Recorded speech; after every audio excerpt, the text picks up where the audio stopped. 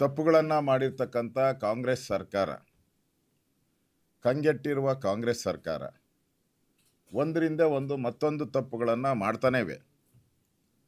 ತೆರಿಗೆದಾರರ ಹಣ ಸದ್ಬಳಕೆ ಆಗಬೇಕು ಅನ್ನೋದು ನಮ್ಮ ಉದ್ದೇಶ. ಪರಿಶಿಷ್ಟರ ಕಲ್ಯಾಣ ಆಗಬೇಕು ಅನ್ನೋದು ನಮ್ಮ ಉದ್ದೇಶ ಈ ಹೋರಾಟದ್ದು. ಮತ್ತು ನಮಗೆ ಸಾರ್ವಜನಿಕ ಹೊಣೆಗಾರಿಕೆ ಮತ್ತು ಸಂವಿಧಾನದ ಮೌಲ್ಯಗಳನ್ನು ಉಳಿವಿಗಾಗಿ ನಾವು ಈ ಹೋರಾಟವನ್ನು ನಾವು ಮಾಡ್ತಾ ಇದ್ದೀವಿ. ನಾನು ಕಾಂಗ್ರೆಸ್ ನಾಯಕರಿಗೆ ಪ್ರಶ್ನೆ ಕೇಳ್ತೀನಿ, ನಿಮ್ಮ ನಿಷ್ಠೆ ಯಾರ ಪರ?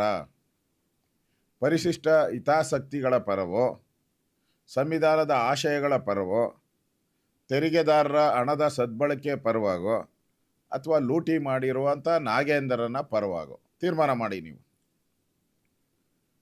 34ಕ್ಕೂ ಹೆಚ್ಚು ಪ್ರಕರಣದಲ್ಲಿ ಭಾಗಿಯಾಗಿರ್ತಕ್ಕಂಥ, ಅದು ಎಲ್ಲ ಕೇಸ್ಗಳು ಲೂಟಿದೆ, ಹೋರಾಟದ್ದಲ್ಲ, ಯಾವುದೋ ಕಾಂಗ್ರೆಸ್ ಪಾರ್ಟಿ ಹೋರಾಟದ್ದಲ್ಲ ಇದು.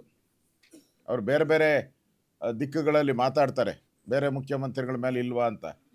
ಅವರು ಪಾರ್ಟಿಗೋಸ್ಕರ ಹೋರಾಟ ಮಾಡಿರ್ತಾರೆ. ಇದು ಎಲ್ಲ ಕೇಸ್ಗಳು ಕೂಡ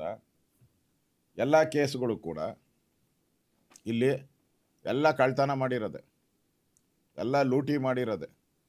ಮೈನಿಂಗಿಂದ ಹಿಡಿದು ವಾಲ್ಮೀಕಿ ನಿಗಮದ ಹಗರಣಗಳು ಎಲ್ಲನೂ ಕೂಡ ಇಲ್ಲಿದೆ. ಇಲ್ಲಿ ಇಷ್ಟು ಕೇಸನ್ನು ನಾನು ನೆನ್ನೆನೇ ನಿಮಗೆ ನಾನು ಕೊಟ್ಟಿದ್ದೀನಿ. ಇಷ್ಟು case with case number date ಐತೆ 34, 31 ಪ್ಲಸ್ ಈ ಕಡೆ ಮೈನಿಂಗ್ದು 35 ಒಟ್ಟು ಕಾಪಿ ಕೊಡ್ತೀನಿ ನಿಮಗೆ. 35 ಕೇಸ್ ಇದೆ.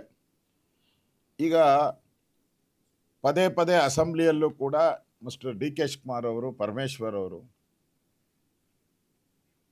ಸಂವಿಧಾನದ ಪ್ರಕಾರ ಗವರ್ನರ್ ಅವರು ಅವ್ರಿಗೆ ಪ್ರತಿಜ್ಞಾವಿಧಿ ಬೋಧಿಸಿದ್ದಾರೆ. ಅರ್ಥ ಮಾಡ್ಕೊಳ್ಳಿ ಬಿ ಜೆ ಪಿಯರೇ ಅಂತ ಹೇಳ್ತಾರೆ. ನನ್ನ ಹತ್ರ ಕೋರ್ಟ್ ಆರ್ಡರ್ ಇದೆ, ಸುಪ್ರೀಂ ಕೋರ್ಟ್ ಆರ್ಡರ್ ಇದೆ. ಇಲ್ಲಿ supreme court order 289/2005 supreme court order ಮಾಡಿದೆ. ಕ್ಯಾಬಿನೆಟ್ ಅಂದರೆ ಹೆಂಗಿರಬೇಕು ಅನ್ನೋದಕ್ಕೆ ಜಡ್ಜ್ಮೆಂಟ್ ಕೊಟ್ಟಿದ್ದಾರೆ. ಯಾವ ಕೇಸಲ್ಲಿ ಅಂದರೆ Manoj versus Union of India. ಇದು Union of India, Manoj versus.